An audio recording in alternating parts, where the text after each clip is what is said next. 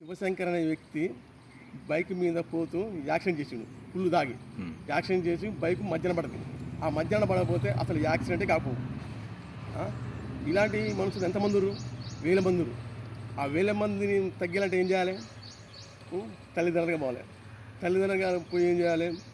చిన్నపిల్లగాలు బడికి పోయేటప్పుడు ఏం చేయాలి? పెన్ను తీసుకుపోతున్నా, పేపర్ తీసుకుపోతున్నా, ఏం చేస్తున్నా అని చూడాలి. ఆ బుక్లలో చూడాలి.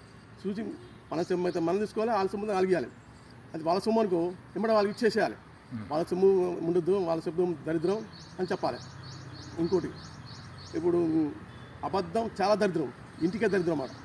అబద్ధం ఆడనియొద్దు. తర్వాత గలీజ్ మాట్లాడొద్దు, ఒక దెబ్బేయాలి. ఎందుకంటే అది కూడా 5 సంవత్సరాల వరకే వేయాలి. తర్వాత ఊరుకోవాలి. అయితే ఒక 100 రూపాయలు దొరికిందనుకో తీసుకొస్తాడు. తీసుకొచ్చినప్పుడు మనం ఏం చేస్తాం?